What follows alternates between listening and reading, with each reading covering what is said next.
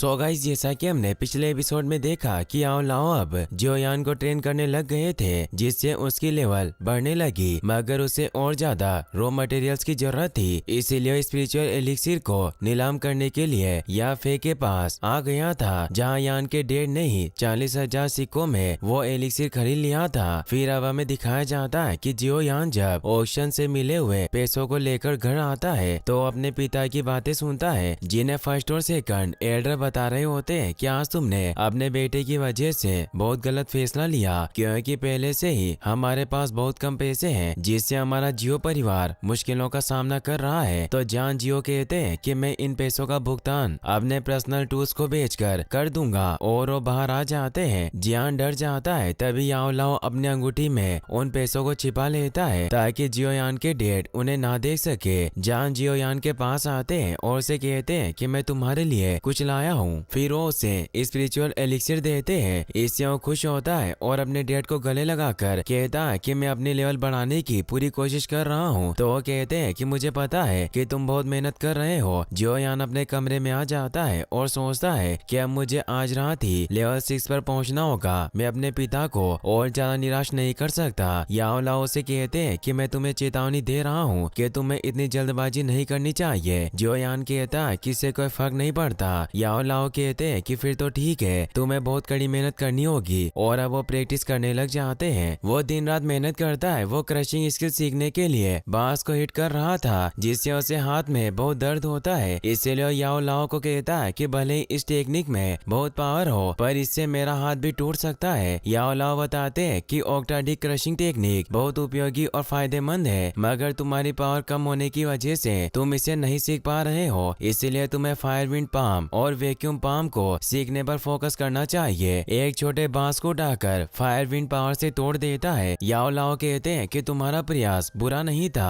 तुम बहुत जल्दी प्रोग्रेस कर रहे हो, क्योंकि वो 6ठे लेवल पर पहुंच चुका था। जियोयान मास्टर से कहता है कि मुझे लेवल 7 पर पहुंचने में कितना वक्त लगेगा। याओ लाओ से बताते हैं कि लेवल 7 तक पहुंचने के लिए तुम्हें डूची के लेवल को इंटरमीडिएट से एडवांस तक बढ़ाना होगा, और ये तुम्हारी बहुत सारी ऊर्जा को कंज्यूम करेगा। इसीलिए तुम्हें अपने दिमाग को शांत रखना होगा, और तुम अपने पिता की वजह से जितनी ज्यादा जल्दबाजी करोगे उतनी ज्यादा तुम्हारे फेल होने की संभावनाएं बढ़ेगी। इसीलिए मैं तुम्हें एक बार और चेतावनी देता हूँ कि जल्दबाजी बर्बादी की ओर ले जाती है। जियोयान उन्हें बताता है कि 2 महीनों में सेंस सेरेमनी होने वाली है, जहाँ हम सबकी लेवल को चेक किया जाएगा, और अगर मैं जब तक अपने स्तर को 7 तक नहीं पहुँचा पाया तो मैं अपने पिता और जूनियर से आंखें भी नहीं मिला पाऊंगा। तो याओ लाओ से बताते हैं कि तुम स्पीड एलिक्सिर की मदद से 2 महीनों में लेवल 7 को जल्दी से प्राप्त कर सकते हो। जियोयान कहता है कि 3 साल बाद मैं एक चमत्कार करूंगा और नालन को हरा दूंगा। फिर वो दोनों वापस से कल्टीवेशन करने के लिए चले जाते हैं। जियोयान ऐसे ही मेहनत करते रहता है, और एक रात जब जियोयान पानी में कल्टीवेशन कर रहा होता है, तब याओ लाओ कहते हैं कि अब वक्त आ गया है, और वो अपनी पावर को जियोयान की तरफ छोड़ते हैं, जिससे जियोयान की एनर्जी को महसूस कर पाता है, और अब वो उसे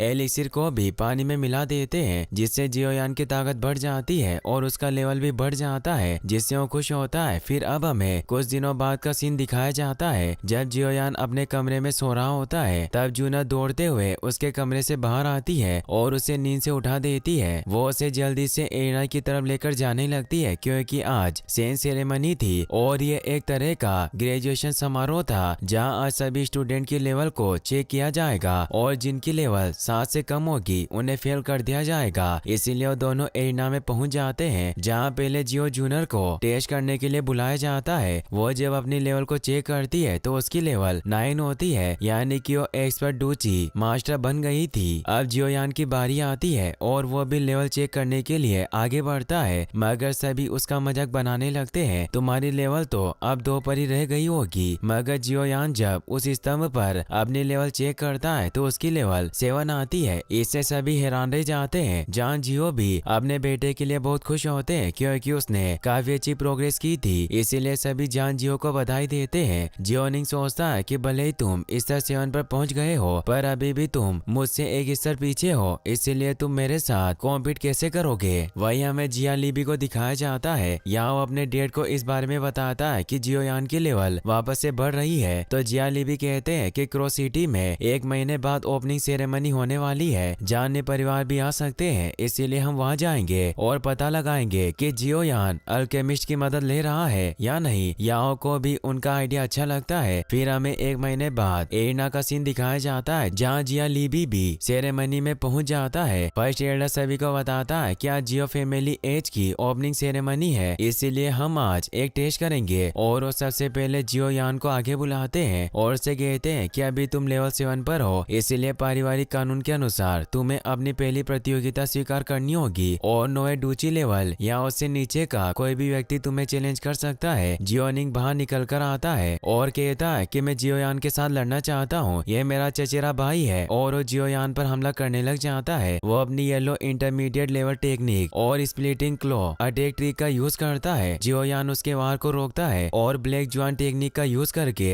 निंग के आयरन माउंटेन फिस्ट हमले को रोक लेता है। सभी उनकी इस लड़ाई को देखकर खुश होते हैं। जियो निंग भी हैरान होता है कि आखिर जियोयान मेरा हमला कैसे रोक सकता है। तभी यान की पावर बढ़ने लगती है और मास्टर याओ लाओ उसे बताते हैं कि तुम्हारे आखिरी वार की वजह से स्पीड एलिक्सिर एक्टिवेट हो गया था, इसीलिए तुम्हें थोड़ी देर इसे सेंड करना होगा और तुम लेवल 8 पर पहुंच जाओगे। मगर तभी जियो निंग उस पर हमला करता है, लेकिन जियोयान उस पर हमला करके विंड पाम फायर टेक्निक से उसे दूर फेंक देता है, जिसे देखकर सभी हैरान रह जाते हैं। जिया ली भी अपने एक आदमी से कहकर निंग के लिए एक पिल भेजता है। वो आदमी उसे कहता है कि इससे तुम्हारी पावर बहुत बढ़ जाएगी। तो निंग उस गोली को खा लेता है, जिससे उसकी पावर कई गुना बढ़ जाती है। या फिर समझ जाती है कि निंग ने अपनी पावर को बढ़ाने के लिए लोन पिल का यूज किया है, जिसे इलीगल पिल माना जाता था। इसीलिए सभी निंग पर गुस्सा होने लगते हैं। निंग जियोयान को कहता है कि मरने के लिए तैयार हो जाओ। याओ लाओ जियोयान से कहते हैं कि निंग ने अपनी पावर को बढ़ाने के लिए पिल का इस्तेमाल किया है, इसीलिए अगर तुम उसे हरा दोगे तो तुम मेरी परीक्षा में पास हो जाओगे। निंग जियोयान पर हमला करने जाता है, मगर जियोयान उस पर एक जोरदार वार करता है, जिससे वहाँ की पूरी जमीन में दरारें आ जाती है और निंग बुरी तरह से घायल होकर नीचे गिर जाता है। सेकंड एल्डर जब निंग को चेक करते हैं तो उन्हें पता चलता है कि उसका हाथ टूट गया है, इसीलिए जियोयान को कहते हैं कि तुम बहुत क्रूर हो। फर्स्ट एल्डर कहता है कि निंग ने फॉरबिडन पिल का यूज करके नियम तोड़े, इसीलिए गलती निंग की है, इसे 3 महीने कैद की सजा होनी चाहिए। और अगर जियोयान ने निंग को नहीं हराया होता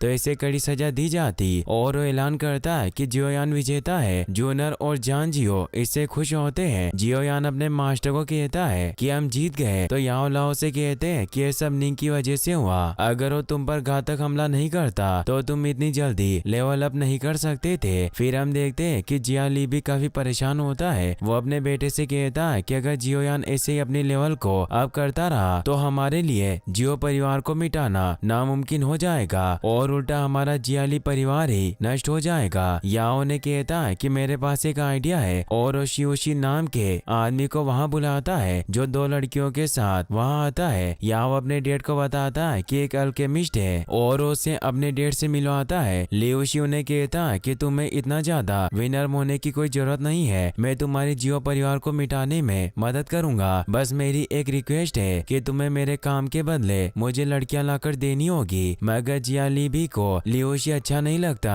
तो याओ अपने डेट को बताता है कि बहुत ही रेयर मेडिसिन बनाने में सक्षम है, इसीलिए हम इसकी मदद से जियो फैमिली के बाजार को बीट कर सकते हैं और हम उनके सभी रॉ मटेरियल्स को खरीद लेंगे, जिससे अगर वो हमारे पास रॉ मटेरियल्स खरीदना है तो हमें पता चल जाएगा कि जियोयान एक अल्केमिस्ट की मदद ले रहा है। लियोशी बताता है कि मैं लेवल 4 का अल्केमिस्ट हूँ, इसीलिए मैं काफी पावरफुल पिल बना सकता हूँ, जिसकी वजह से आपको कोई हरा नहीं सकता, पर तुम्हें मुझे कुछ लड़कियां लाकर देनी होगी। जिया ली भी इसके लिए मान जाते हैं और उसे पूछते हैं कि तुम्हें किस तरह की लड़की चाहिए। लियोशी कहता है कि मैंने सुना है कि क्रॉस सिटी की या फिर बहुत ही खूबसूरत है, इसीलिए मेरे लिए परफेक्ट रहेगी, तुम्हें उसे मेरे पास लाना होगा। या उसकी बात मान लेता है। वहीं हम जूनर और जियोयान को देखते हैं जो बाजार में कुछ रॉ मटेरियल्स खरीदने जाते हैं, मगर वो देखते हैं कि आज बाजार काफी खाली लग रहा है, इसीलिए वो एक आदमी से इस बारे में पूछते हैं कि आज लोग काम क्यों नहीं कर रहे। तो आदमी बताता है कि जियाली फैमिली ने सभी दुकानदारों को चीप कायाकल्प की गोलियां बांटी और सभी को अपनी तरफ कर लिया, जिससे सभी दुकानदार अलग जगहों पर चले गए। और अगर ऐसा ही चलता रहा तो हमारा जियो परिवार का मार्केट बहुत नीचे गिर जाएगा। जियो यानी से परेशान होता है तो याओ लाओ से कहते हैं कि मेरे पास इसका एक समाधान है। फिर जियोयान भेष बदल कर याफे के पास पहुंच जाता है और उस पिल के रॉ मटेरियल से इसीलिए याफे उसे कहती है कि मुझे लगता है कि तुम जियाली के कायाकल्प एलिक्सिर के साथ कॉम्पीट करना चाहते हो, इसीलिए हम अपने ऑक्शन हाउस रूल्स के अनुसार तुम्हारा साथ नहीं दे सकते। तुम्हें सामग्री किसी और तरीके से प्राप्त करनी होगी। जियोयान उसे कहता है कि मैं जियो परिवार से हूँ। तभी वहाँ कोई नीडल से याफे पर हमला करता है, मगर जियोयान अपनी वैक्यूम पंप टेक्निक से उसे रोक लेता है। तभी वहाँ 3 सैनिक आ जाते हैं, मगर जियोयान एक टी पॉट की मदद से उन सभी को बिना छुए ही घायल कर देता है। मगर अभी भी एक सैनिक बाकी था, इसीलिए उसे पंप टेक्निक से खींचकर टेबल पर पटक देता है। याफे उसका मास्क हटा देती है और उसे पूछती है कि तुम कौन हो और तुम्हारी मुझ पर हमला करने की हिम्मत कैसे हुई। तो वो बताता है कि हम जियो लिबी के सैनिक हैं और हमें लियू शी ने तुम्हें चुपके से चुराने के लिए भेजा था ताकि आपसे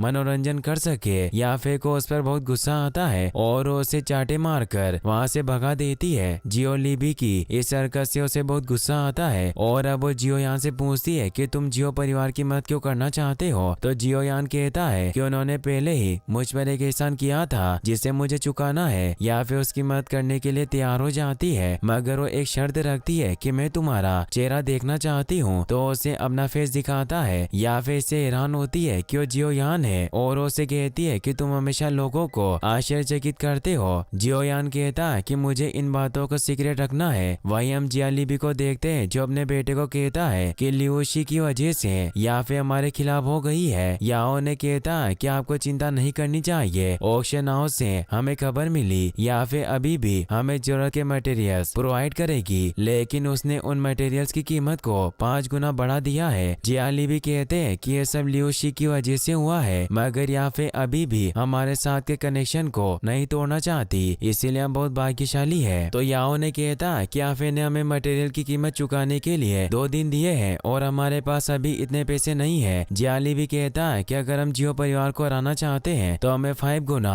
कीमत में भी उन मटेरियल्स को खरीदना होगा, इसीलिए तुम परिवार का सारा पैसा लेकर उन चीजों को खरीद लो जिससे जियो परिवार हमारी कायाकल्प की पील के खिलाफ कॉम्पीट नहीं कर पाएगा। वही हम जियो फैमिली के मीटिंग हॉल को देखते हैं जहाँ जान को उनके साथी एडर बताते हैं कि ऐसी खबर मिली है कि याफे अपने सारे रॉ मटेरियल्स को जियालिबी को बेचने वाली है और अगर जियालिबी ने सारे रॉ मटेरियल्स को हासिल कर लिया तो हमारे बाजार जल्दी नष्ट हो जाएंगे। जान इससे सोच में पड़ जाते हैं, मगर तभी वहाँ याफे बहुत सारे रॉ मटेरियल्स को ट्रॉली में लेकर आ जाती है। इतने सारे रॉ मटेरियल्स को देखकर वो हैरान रह जाते हैं। याफे उन्हें कहती है कि मैं जियो परिवार के लिए सभी आवश्यक रॉ मटेरियल्स को लेकर आई हूँ। फर्स्ट एल्डर कहता है कि हमने तो सुना था कि तुमने ये सब जियालिबी को भेज दिया। याफे कहती है कि मैंने अपना विचार बदल दिया। जान उसे कहते हैं कि हमारे पास अभी इन रॉ मटेरियल्स की कीमत चुकाने के पैसे नहीं है। याफे उन्हें कहती है कि इससे कोई फर्क नहीं पड़ता, मैं आप पर भरोसा कर सकती हूँ, आप इनकी कीमत बाद में चुका देना। जान इससे खुश होकर उसे थैंक्स कहते हैं। तो याफे उन्हें कहती है कि आपको मुझे धन्यवाद देने की कोई जरूरत नहीं है, क्योंकि ये सब मैं ओल्ड मास्टर के एहसान को चुकाने के लिए कर रही हूँ। और वो ओल्ड मास्टर वहाँ जाता है जो और कोई नहीं, जियोयान अपनी वैक्यूम पंप पावर से उन सभी कच्चे माल को हमें उठा लेता है और उनकी मदद से मेडिसिन बनाने लगता है, जिससे सभी एल्डर हैरान रह जाते हैं। जियोयान उस मेडिसिन पिल को